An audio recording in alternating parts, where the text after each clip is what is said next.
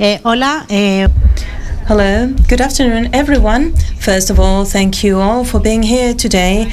Today on a Friday, a Black Friday, with all the Christmas lights on already on the street. So thank you very much to you all. For me, for Salamandra, it's also a great pleasure to have you all here to see and hear what Tom has to say to us. I always want to say that I'm very grateful to Tom for being so generous with us. We have been publishing his books for many years, and it's always a luxury and it's a pleasure to work with him. Today we have also Laura Barrachina.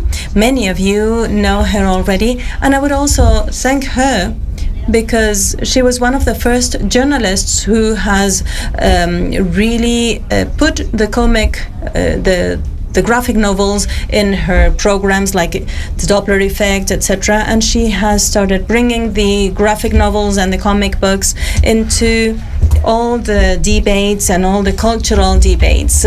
So thank you, Laura, again. It's a luxury also to have you here chatting with Tom. We will have some Q&A at the end of this session, and you will be able to have your book signed afterwards. We heard this talk before, and I will leave the floor now to Tom. I'm sure you're going to find it delightful.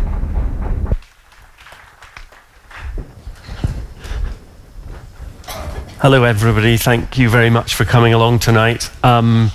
I'm sorry I can't do this presentation in Spanish for you, but hopefully the translation will fill that gap. This is my new book, Revenge of the Librarians, which are cartoons I make every week for the Guardian newspaper, and they're always about books or literature or the world of writing. I'm going to read a handful of them for you, and then going to sit and have a nice little chat with Laura. So let's get started. This one's called Mathematical Problems for Novelists. Susie has written 12 chapters of a novel. Her editor asks her to cut 3 chapters and revise 8 chapters. How many glasses of wine does Susie drink that night? Every day, Paul spends 3 hours procrastinating, 2 hours worrying, and 1 hour napping. How long until the publisher asks Paul to repay his advance? Anne writes a novel every 6 months. 3/4 of Anne's novels are bestsellers, and 2/3 win prizes. How much do you hate Anne? This is the cartoon that gives the collection its title. It's called The Librarians. We thought the government had beaten them, but they'd only chased them underground. Then one day the librarians came back. With superior organizational skills, they quickly seized power. Opponents were mercilessly shushed. Every building was converted into a library, every wall into bookshelves, every person into a library card holder. A whole world organized on the Dewey Decimal Classification System. We never should have messed with the librarians.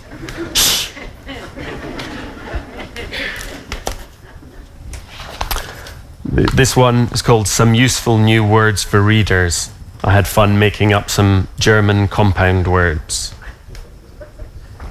Buchenschmerz, encroaching melancholy as you approach the end of a good book. Leichtel Bucheifersucht, envying someone enjoying a light fun book while you struggle through a long worthy one. Stapelschuldgefühl, guilt felt upon buying new books when you have a pile of unread ones at home. Buchverlusterleichterung, relief upon finding that you have lost your copy of a book that you weren't really enjoying.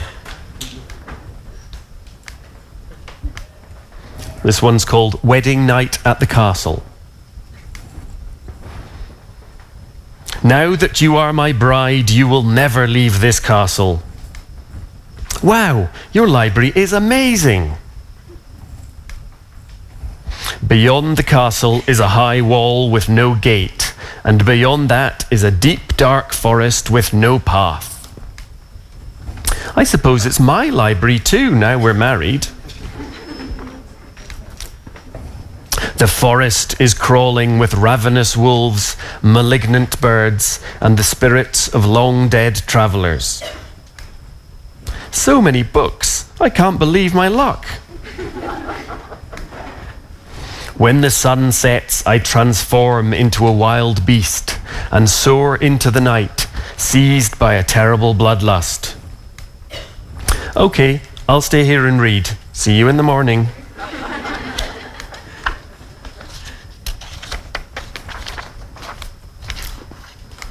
This one was drawn during the pandemic.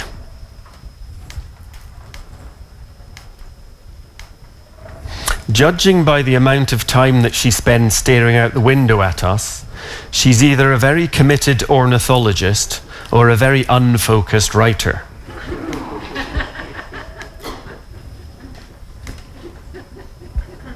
This one's called Coronavirus Advice from a Regency Novel. Stay home, like a young lady ostracized for unbecoming behavior. Socially distance, like secret lovers under the watchful eye of a malignant aunt. Wash your hands, like a duchess after contact with the boy who feeds the pigs. Wear a mask, like a respectable gentleman on his way to a secret moonlight tryst.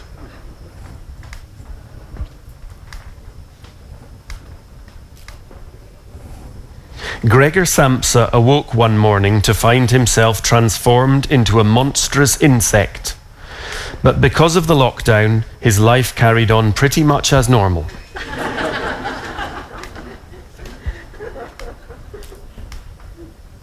The Bookshop Cat and the Pandemic.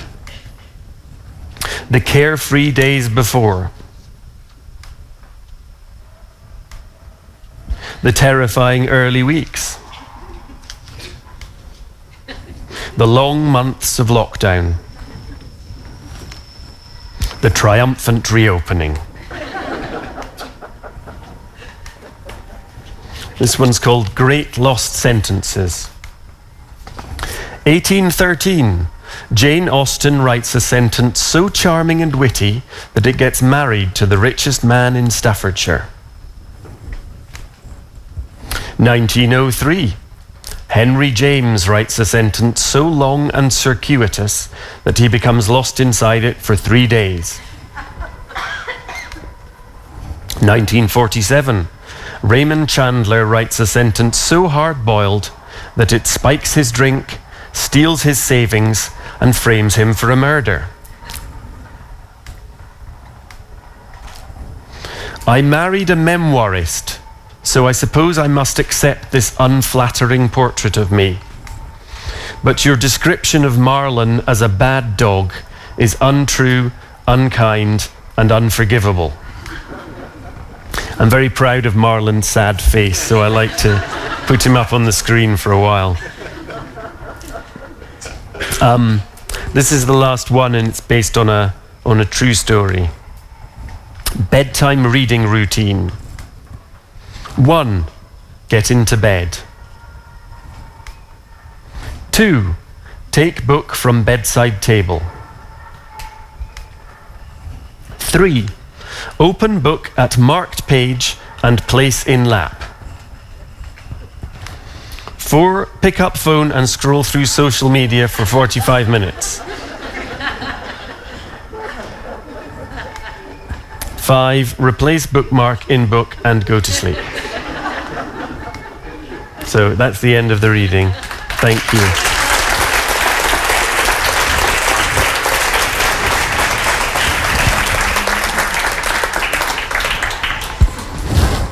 Gracias, Tom, porque Thank you, Tom. Can you hear me? Tom, can you hear me now? Can you understand me now? Can you hear the translation at the moment? Can you hear me? Yes. So thank you. Thank you for this presentation. I think that after having read your stories, to be able to still laugh with them, and even if I know the way they end, I still laugh with them. So that tells a lot about your talent. And I was thinking when you took us to the picture when this woman has to go into a castle who has married a monster, and she doesn't care at all because he has this big library. We tend to laugh, but at the end of the day, isn't this what literature does? This is what books do, because we don't care about what is going on around us as long as we have books, right? Yeah, I think to an extent that's true. Yeah, for sure. Y luego estaba pensando también... And I was also thinking that you have helped us to make literature less holy, less sacred. I don't know how many people from the literature world is around today, because we particularly enjoy this world, because we see ourselves reflected in your comic stories. But you have been working on this type of stories for so many years, and I don't know if this was something that you decided yourself, or how did you step into this world? You started saying things in your stories, things that we didn't allow ourselves to say before. Well, it was kind of an accident. There's a wonderful British cartoonist called Posy Simmonds who did cartoons for The Guardian, and she took a break to work on her graphic novel, and they asked me to fill in for 8 weeks. And it was absolutely terrifying because she's a kind of national institution in Britain, and I was just a young cartoonist who'd only published a handful of self-published books.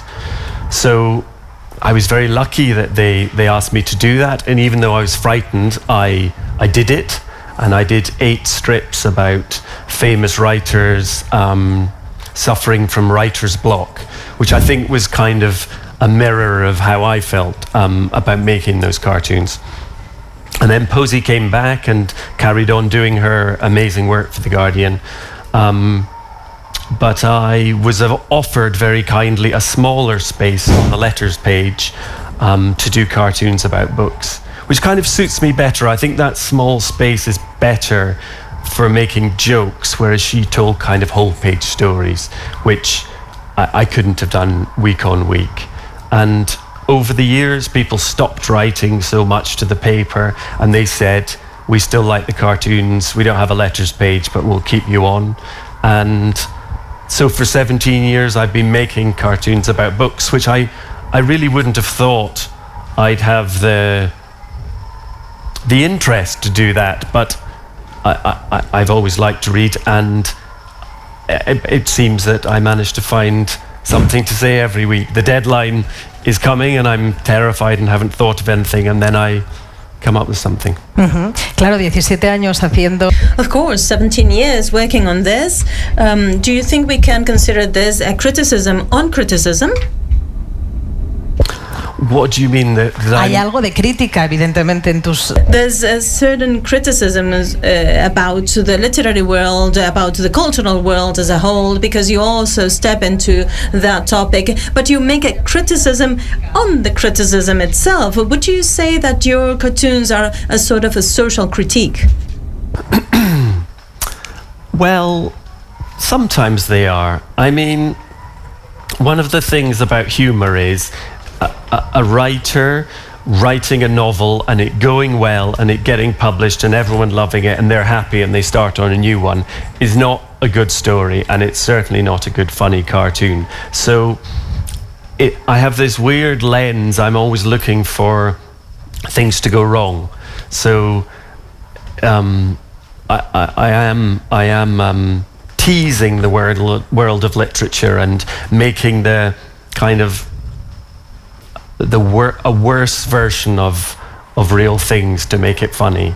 But I hope that because I tease with love, it kind of comes across. Yo creo que una de las I think one of the authors that are recurrent in your work is Jane Austen, and Jane Austen is always so tender. It's a very tender figure to us. Can you tell us about her? What do you feel about her? Well, in the old days, when I started, I had to relate my cartoons to the one letter which had been written to the paper. And people wrote in about Jane Austen a couple of times, I think maybe when there was a TV adaptation or a new edition. And I made cartoons about her, but I'd never actually read any Jane Austen novels. But she's such a well-known cultural figure that I could make cartoons which I think worked without actually having read a word of one of her novels. But after doing 3 of them, I started to feel a bit of a fraud. So I did read some Jane Austen novels, and they were amazing and funny and obvious. I don't need to tell any of you that. So now I can make cartoons slightly from a better place of knowledge, but I'm always looking to make cartoons that you don't have to have read anything by that author to get the joke. And certain people like Jane Austen, Charles Dickens, Kafka, Beckett, they're such clear cultural ideas. They're useful to me, and I can be playful with them. Y además eso te permite. And also this allows you, when you're dealing with authors who are not alive anymore, gives you a lot of freedom, because I don't know, why would you be your relationship with between the jokes and the living authors? How brave do you feel about joking about the living authors? Well, I don't make cartoons either for The Guardian or for my New Scientist cartoons from a place of anger or a place I want to be cruel to people. So if I really hate an author, they wouldn't appear in my cartoon. I'm also a coward, so I wouldn't say anything directly attacking anyone, because they might come back at me. But I do sometimes use contemporary authors, but I hope they see it's done the sort of teasing a friend might do to you. I used a British author called Edmund Duval in one of my cartoons, and he's a very thoughtful, clever author. And I needed an author who sounded kind of serious and thoughtful, and I wanted to do a cartoon about in the pandemic, when we were all doing literary festivals online. I thought it would be funny if one was hosted in Mario Land. So I thought of all the most highbrow authors who would be the least likely to be in Mario Land doing an interview on a computer game. And he came up, and partly because his name sounds kind of grand, Edmund Duval. So I used him, and very sweetly he sent me a message on Instagram saying how proud he was to be in Mario Land. So he had a sense of humor about it, which was very nice. En esta In these strips that you have in Revenge of the Liberians, you just said that there's a lot about the pandemic. You have talked about these literary festivals that we held online. Everyone went a bit crazy with those festivals. We made many more of those than we had ever done before, and we see a lot of the pandemic in your strips. Isn't that right? Yeah, I mean, at the beginning of the pandemic, like everybody, I was kind of frightened and depressed, and thought maybe the job of my cartoons then was to be light and to be funny and to take people's mind off the awful news, which was filling the whole rest of the newspaper and the whole rest of the science magazine. So I thought my thing was to be an oasis away from that. But then, as it went from a sort of dramatic piece of terror into a kind of weird, surreal, ongoing part of our lives, I began to realize I could make cartoons that either use the craziness of the pandemic to look at literature or the other way around. And I think in the end, some of those are some of the best cartoons in the book. I think maybe because my head was in a different place, because the world was a bit different. I think I sort of I made a little jump there in my work, which I was happy with. And when we came to make the book, I was thinking, do I leave them out? Do I corral them into a sort of quarantine section, which is just the pandemic cartoons? But in the end, we decided to just leave them mixed up amongst the other cartoons. And, you know, because these books in a way are maybe a portrait of the 4 years the cartoons appeared. They're not exactly like a diary, but they sort of relate to what happened anyway. Y describen, bueno, en este caso. And also they describe the pandemic in this case and the role that books played back then, but also the comic strips in the press. I was asking you before about the social criticism, but there are also a portrait of the way we relate to literature at this time, the way we deal with it, what we do with it. And I don't know if you have encountered this during those 17 years, that you have found yourself in a point where one of the jokes that you have made that might not work anymore, it's inappropriate at the moment, things that a joke that would not pass the filter, so to speak. How do you mean not? La sociedad ha cambiado y Well, society has changed. So, for instance, 17 years ago, we made jokes about women that we couldn't do now. Have you encountered this situation in your work? I don't know if I can think of any examples, and I think one of the things about the Guardian newspaper is it was kind of ahead of the curve on a lot of that stuff, and people made fun of the Guardian for being politically correct, and so I sort of was being careful about what I was putting out there. But I've definitely realized that, you know, you need to be thoughtful about these things, and I'm 46, and my idea of, if I close my eyes and imagine an author, it's probably still a man from some weird programming of my childhood. So I'm always thinking, when I have characters in the cartoon, is this funnier if I swap the genders round? If I've got skin colour on show, I try and I'm more careful about having variety on that sort of thing. So yeah, I definitely think about that. And when you make a cartoon about things, you do sometimes have to you have to sometimes figure out what you think of something before you can make jokes about it. So sometimes I do have to think, do I think this is a good thing or a bad thing? And then I figure out how I want to make the joke. Pero es verdad que una de las claves de... What it's true is that one of the key aspects in your humor is tenderness. Everyone feels a lot of tenderness coming from your strips. So I would like you to tell us, who are the villains in your strips? Because sometimes we would say that sometimes these are the editors, for instance, or the critics. The editors grade the villains in your strip. So would you say that are they your villains? Who are the worst, the critics or the editors?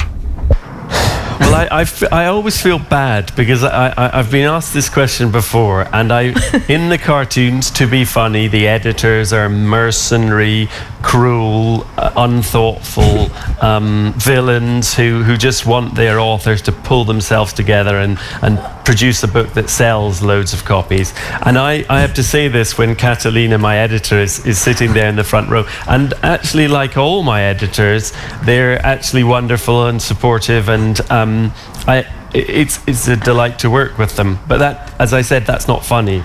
So I have to pick. With editors, I think, how could this have gone wrong? This discussion we had. Imagine that was worse, or so it's almost like doing the opposite. Whereas with writers, what I do is take my own feelings and kind of exaggerate them hugely. So the writers in my my cartoons are generally vain and jealous of other people's success, and I hope I'm not those things too often, but I pick on those and exaggerate them. So I think actually perhaps writers come off pretty badly because it's easier for me to find material for that. And critics, again, I would use the cliche of the cruel critic who wants nothing more than to stick a dagger in an author. Whereas I know the people writing the book reviews at The Guardian are probably authors themselves. They're not very well paid for writing these things, and they do it for love.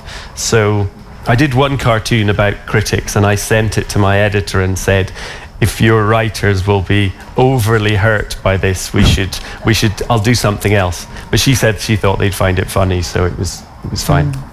No es una de las que has seleccionado, pero una de mis favoritas. One of my favorite strips in your book is the one with Joyce and her editor, when the editor tells her, "That's so good, your novel."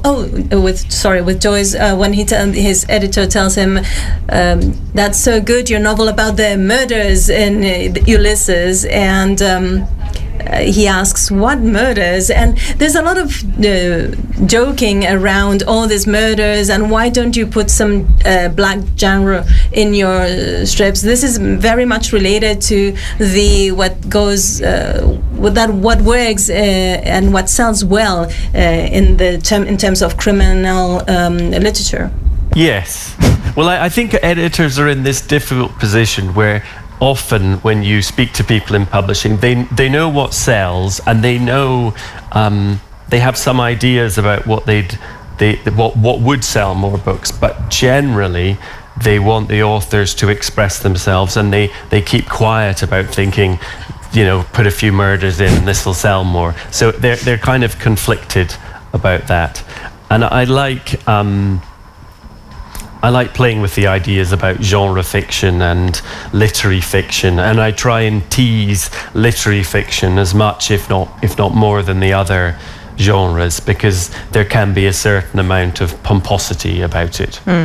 Bueno, tú también nos manipulas a nosotros, porque con esas viñetas. You also manipulate us, because with those strips, if you don't know anything about James Joyce or anything about Kafka, but let's stick with Joyce. Well, at the end of the day, you feel some tenderness with Joyce when he's manipulated by his editor. That's not really Joyce in any way.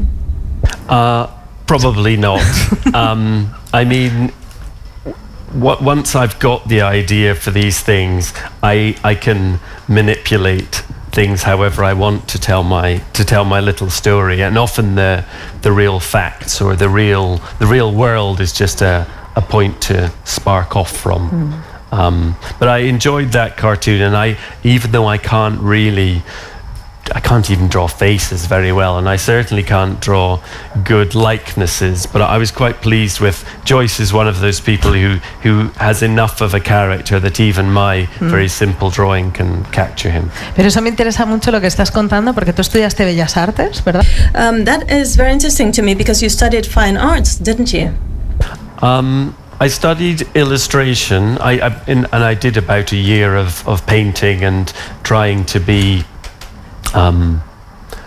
make passionate, dark, tormented art, and it wasn't really me, and it was quite bad.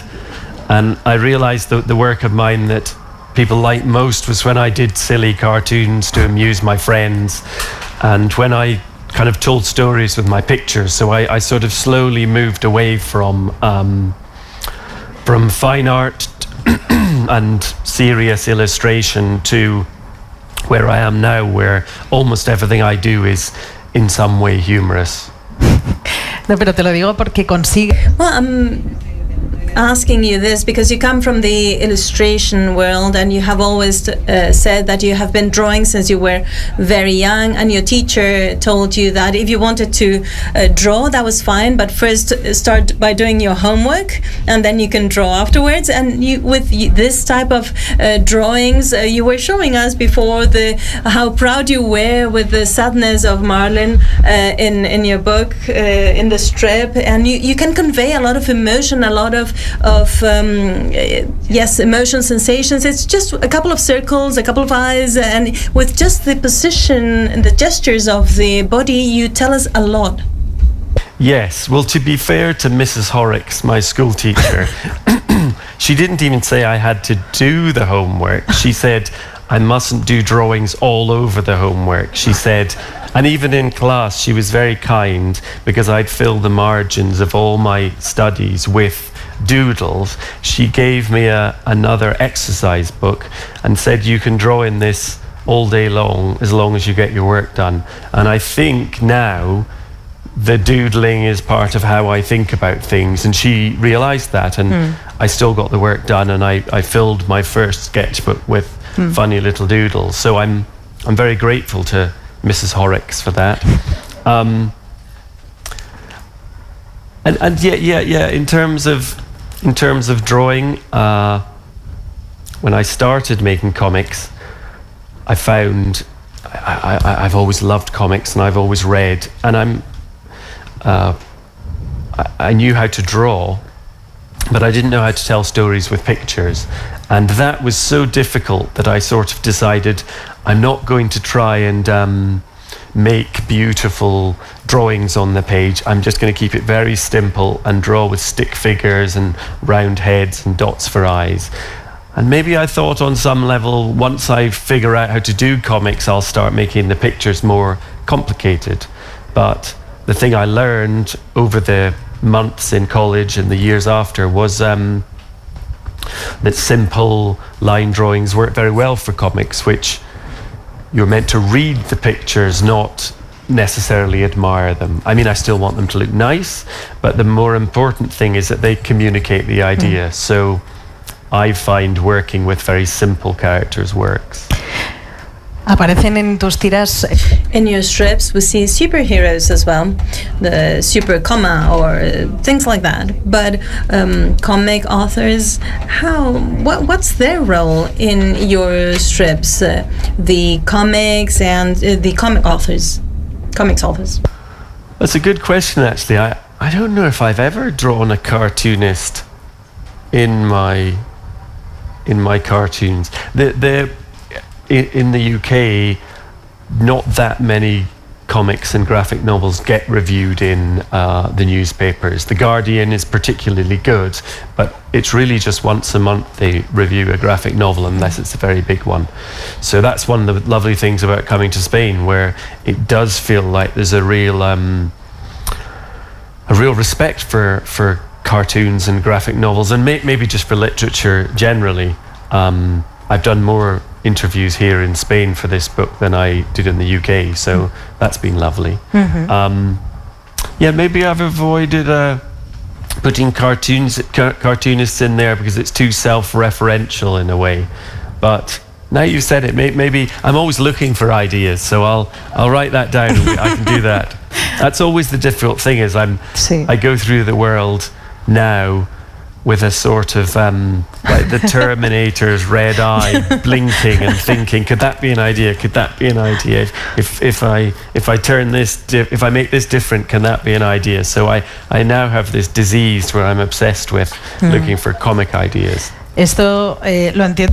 I understand this very well, especially because if I think about having to draw a comic strip, I can't not imagine drawing it on a daily basis, but even on a weekly basis. What's the limit that you have found yourself telling yourself, I'm not going to meet this deadline? The nightmare, the deadline. There are many strips about that. That's a real nightmare, not being able to have anything ready, anything good by the deadline. What do you do when that happens to you? Well, the deadline is a very helpful thing because it stops you procrastinating and trying to make the perfect comic strip. I mean, I think at the beginning you try and make the perfect comic strip, but as the deadline comes closer you just think, I'll make any comic strip. And one of my things I tell myself is the afternoon where I know I have to have it done by the end of the day. If I haven't by then got an idea, what I say is I have to find my least bad idea. There's no time left to find a good idea. I find my least bad idea and I polish it up and present it as carefully as I can. But the weird thing is that as the artist making the thing, you're not a very good judge of whether it's any good or not. And sometimes something which I think is really bad, and they might even say, well, that's not very good this week, which they've never said, but I'd be very hurt if they did. Those cartoons are ones that people actually really like, and I was kind of caught up in my own thinking too much to enjoy it. And it's the same when you spend all day working on a joke. It's not possible for it to be funny to you anymore. So I just think, I remember this was funny this morning at 9 and I've worked on it for 6 hours and it doesn't seem funny anymore, but hopefully it'll be fine. ¿Cómo sabes, o sea, cómo llevas la cuenta? And how do you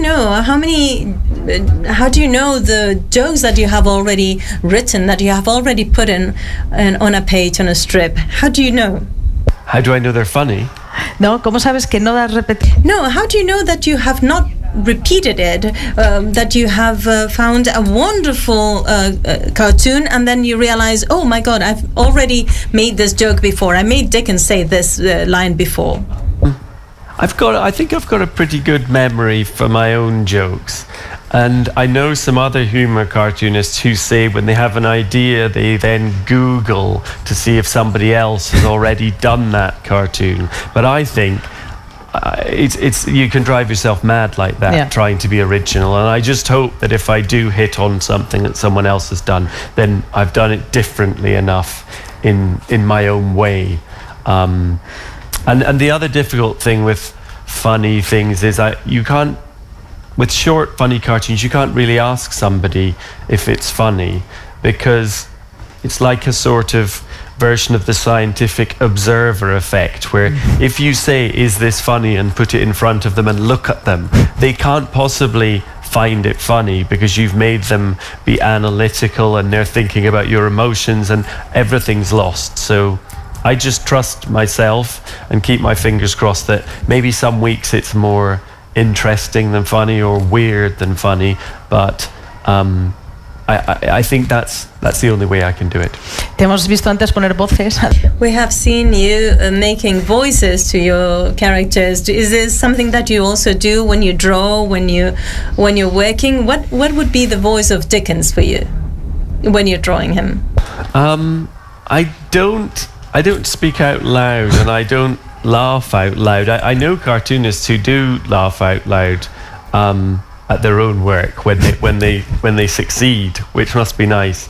But I guess I do, especially because they're such small spaces I've got to work with and I can only fit in so many words. I do spend a lot of time refining the text to get it as good as possible in as small a space. And with someone like Dickens, that's the opposite of Dickens, isn't it? What we imagine of Dickens is immensely long novels, and I imagine him speaking quite long, elegant sentences. So it's trying to convey that in just a few words, which can be tricky. Me gusta mucho también, hablando de Dickens, When we talk about Dickens, I love the strip, because there are many time traveling in your strips. For instance, what would happen if Dickens could come to our time? What would he be able to do? So he could be maybe a Hollywood scriptwriter, or he could be part of the jury of the X Factor. And Dickens says, the only thing I want to do is to write. And they say, oh, what a poor fool. So stay there and keep on writing. So this is related to what I was saying before. This is a criticism that goes beyond the literary world, isn't it? That doesn't appreciate our authors. Yeah, that's a good example of that, where there was a lot of talk about the novel ending, and that cartoon was probably done at least 8 years ago now. there was a lot of talk of the end of novels, and authors would be, I can't remember what it was at the time, but now it would be doing Substack newsletters, or people won't write novels, they'll just do tweets or TikToks or whatever. And I thought, I didn't believe that at all, and I wanted to lampoon that very silly idea.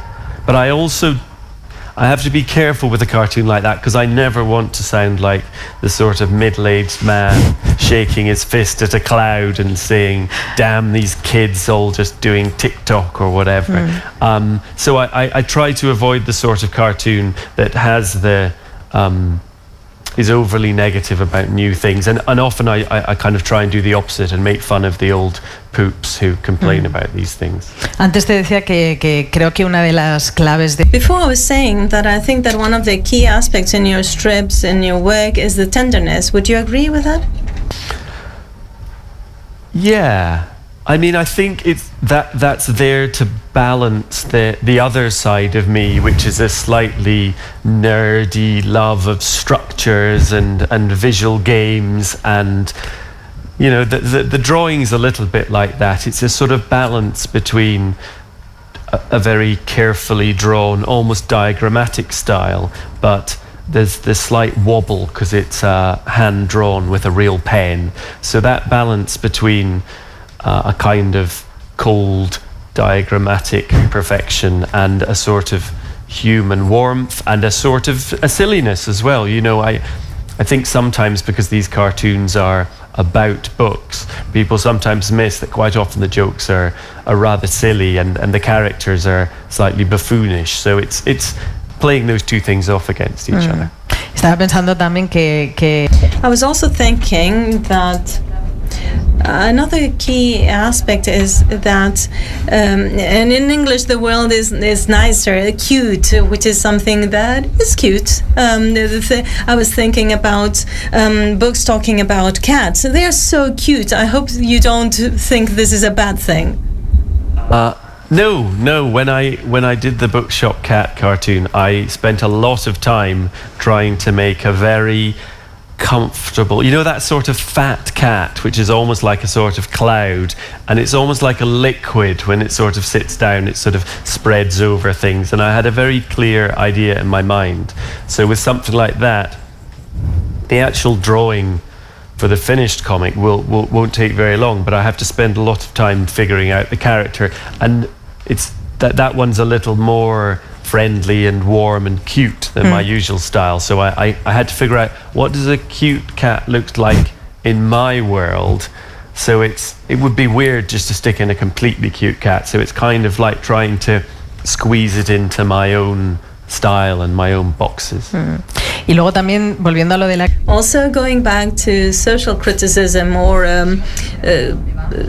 the reflections on where we're heading to, there's the topic of machines. And I also like that comic strip where you deal with the progress of these machines that will end up writing books. We are very near that, apparently.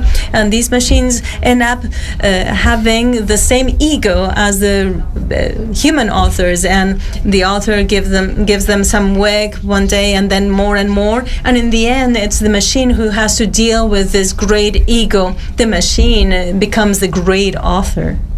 Yes. I mean, I'm sort of caught between two stools with robots and sci-fi and literature, because I love sci-fi books, and I like to use sci-fi tropes in my cartoons, partly to tease the rather not quite anti-sci-fi, but certainly much more pro-literary fiction feeling in The Guardian. It's also, when you're doing cartoons about literary fiction, you pretty much always draw people standing around in rooms talking, whereas the fun thing about sci-fi is you can draw robots, you can draw spaceships, and all these things look good, and comics are a visual medium, so I like to do cartoons it's the same with Jane Austen. Regency dresses are fun to draw, or vampires are fun to draw. But I went off topic there. What was I starting? Oh, I was saying, yes, I like robots. I like the idea of them. I think they're funny things.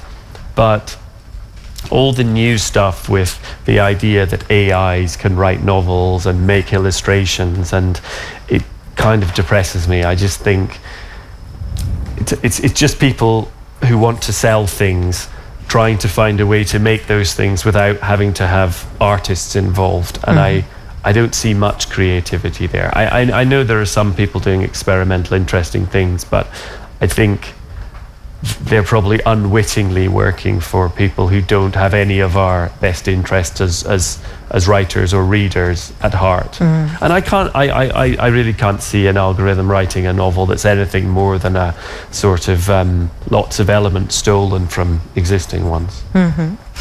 Bueno, ese es otro tema.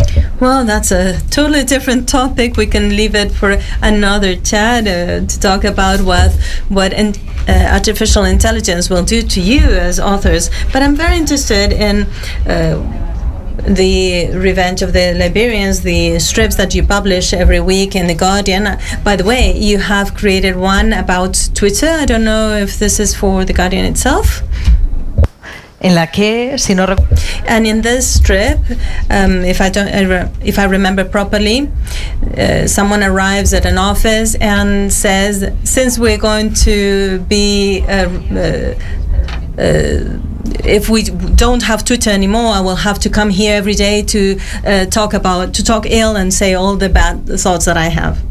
Well, in that cartoon, it was, you know, lots of authors were saying they were leaving Twitter, and I thought, oh, if I'm quick, I can do a cartoon about this before either Twitter explodes or before it becomes a boring, passé piece of news.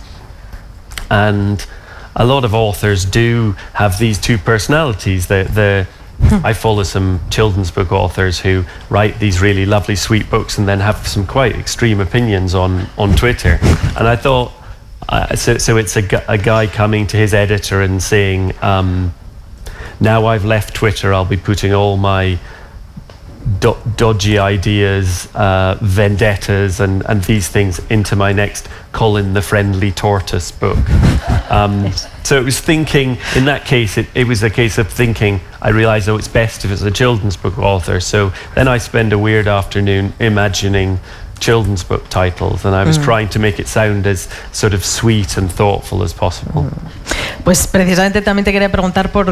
Precisely, I wanted to ask you about that book, about the Little Wooden Robot and the Log Princess, also published by Salamandra Graphic, because we are talking about the comic strips, but you also have longer books, and you have this one, which is your first work for children or for a younger audience, or although it works for anybody. What would you say is the difference between the Tom Gauld who writes those stories and the one who writes the comic strips? Because I think the connection between them both is again tenderness.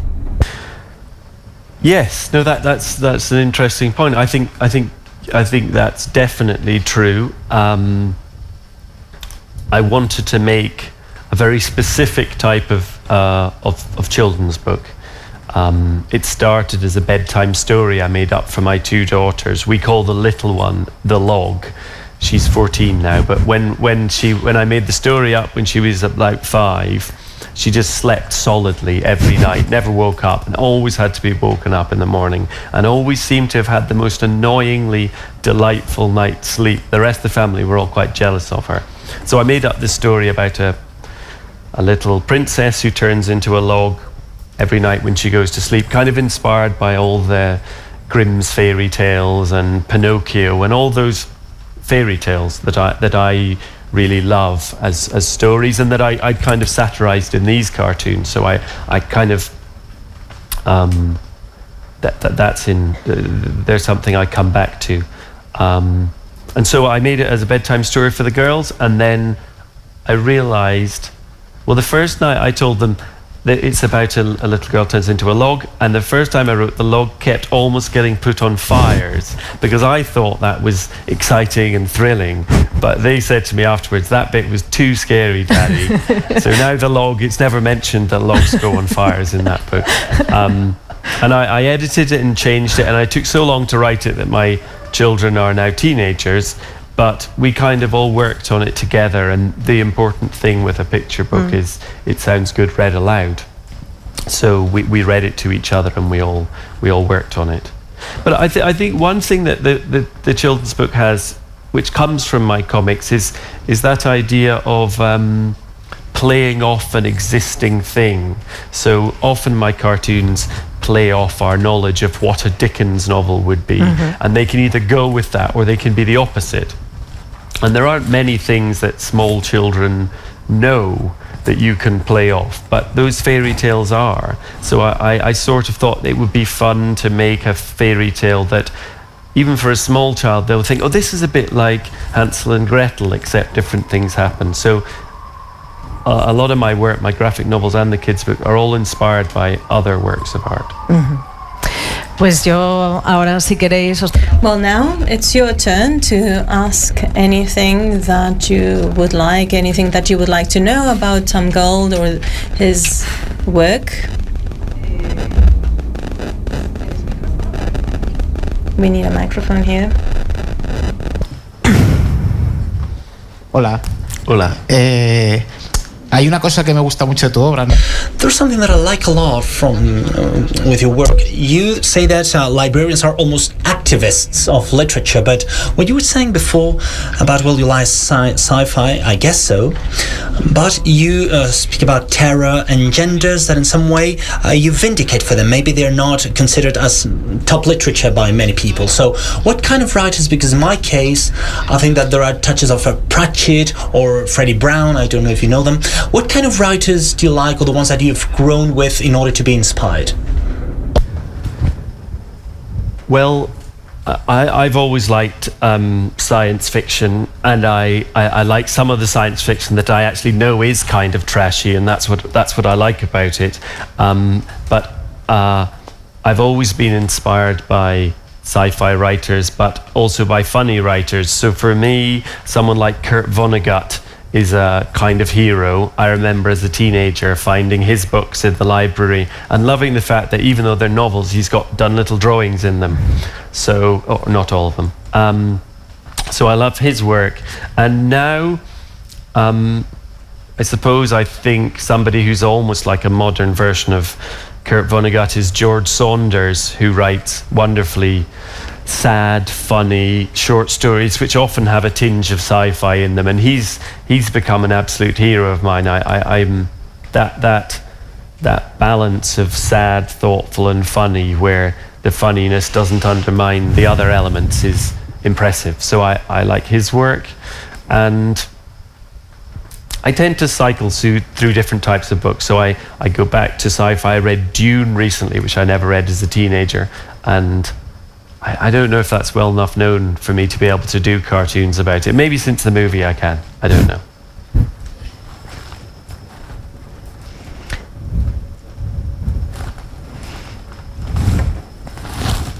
La primera vez que me crucé con tus...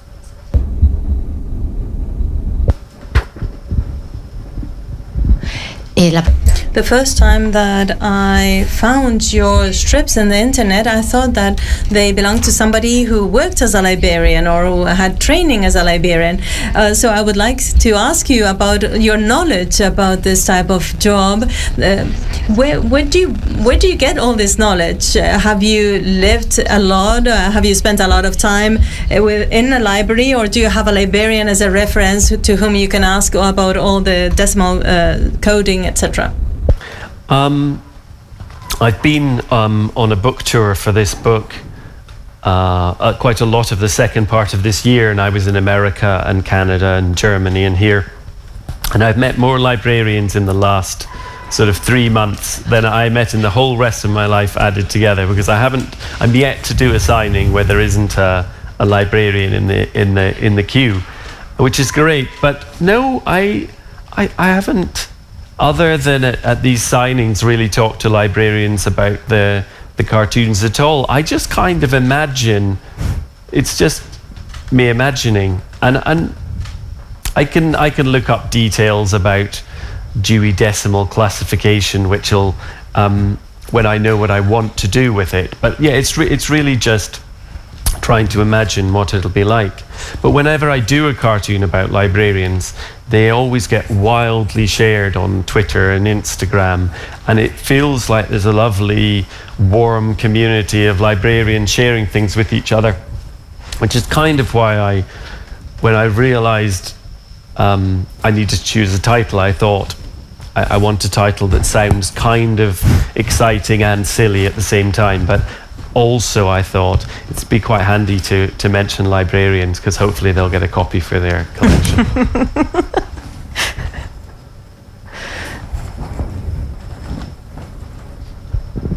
Hola. Hello, I met you through your science strips. How is it possible that you write about topics related to science and topics related to books that are apparently so different, and you can manage to be funny in both fields? Well, I kind of worried about that as well when I was offered the job at New Scientist, because at that point I'd already been doing The Guardian cartoons for 10 years. And I've been a reader, and I suppose a published author, so I feel like that books is my world. And even though I'm a fan of science, I have no science education at all. So I was worried when I did those cartoons that that I'd get things wrong in an embarrassing way, and the scientists would castigate me for my idiocy. But I've realized actually it's a little bit like with the librarians. It's just about being thoughtful and teasing and making fun of and being silly of their world without being dismissive. So if there are details that I need, I can ask someone at New Scientist magazine, or I can Google it. But generally the jokes are about more general human foolishness. And I've sort of realized that authors and scientists aren't that different in many ways. You're all trying to create something new or discover something new, generally trying to have a paper published if you're a scientist. And in both cases, perhaps your work takes up an unhealthy amount of your self-esteem and your life. So you get slightly obsessive people. So there's a lot more in common than I thought. And some weeks I come up with an idea for a cartoon and I think I could just change some of these details, and this could be about writers, or I put some lab coats on and little tweaks, and it could be a science joke. So I think a lot of the jokes are quite universal. Aquí hay otra pregunta. We have another question here. Hola, buenas tardes. Hello, good afternoon. Thank you for your talk. I wanted to mention Peridis is a very famous strip author in Spain, and he always tells the anecdote that in some occasions the famous people who appear in his comic strips have asked him to if they could have their drawings. Has this happened to you? Obviously not from Dickens, but aside that, I would also like to ask you about the creative process. Do you draw by hand, or do you use new technologies for this? I'm totally ignorant about illustration, so if you could tell us a little bit about it. Yes. I don't think I've sold a cartoon ever to an author who I've drawn in there. Oh no, that's not true. A publisher once bought one for their author, although I don't remember who it was.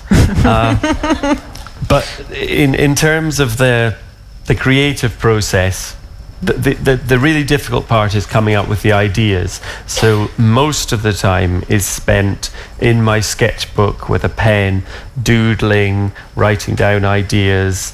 I've got a sketchbook I always carry in my pocket, and all the time I write down anything that could become a cartoon. So I have a studio I go to away from home. I walk there. On a really great day, an idea comes to me as I'm drinking coffee and walking to the studio. But other days, I sit at the desk and draw in the sketchbook, and then if I get stuck, I walk and drink more coffee and walk and drink more coffee. And eventually I get something in the sketchbook which works well enough that I think, oh, this could be the cartoon now. And only then do I start sort of working outside the sketchbook. And I make drawings, very rough drawings in pencil, but I use a light box which shines through the drawing and I can trace them off. So I generally make a very bad drawing and I trace it off and make a slightly less bad drawing, and after I've traced sort of 10 of them, it starts to turn into something better. And when I have a pencil version which I'm happy with, I do an ink, I draw on it with ink with a pen, just a very kind of ordinary pen, and then I use the computer to colour it in. And generally I send the pencil version to the editor just to check there's nothing upsetting or some theme they don't like, which only twice in my career have they asked me to do a different cartoon, and occasionally they have a very helpful suggestion. And then I colour it on the computer and email it to them and then start thinking about the next one.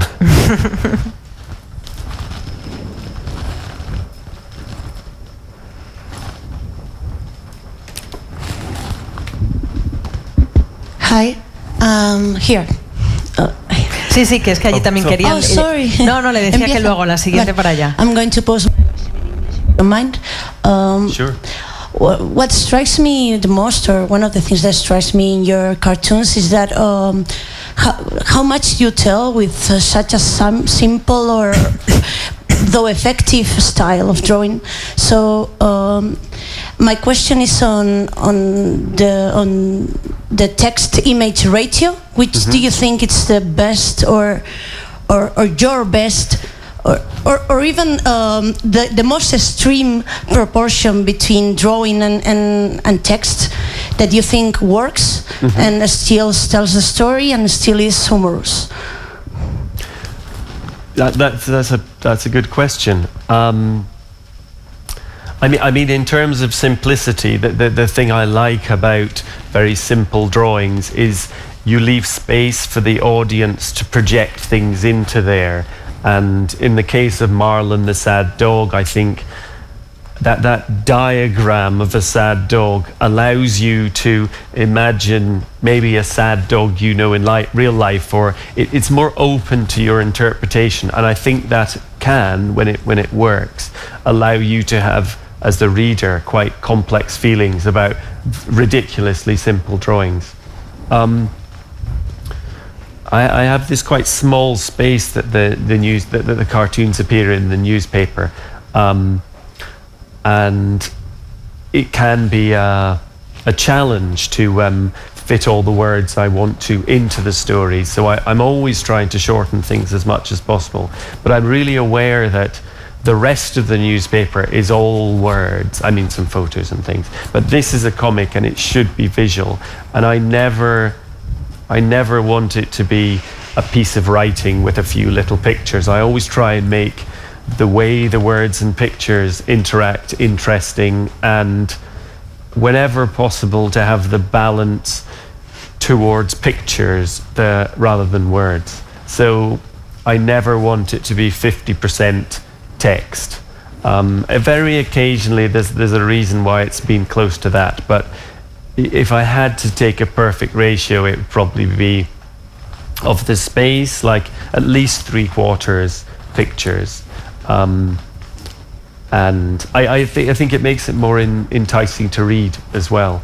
And some weeks I do have an idea which is purely words, and those are the weeks where I try and not rush to finish it and think very carefully about how I can try and stop it just being an illustrated piece of text and how you can make it into an interesting comic.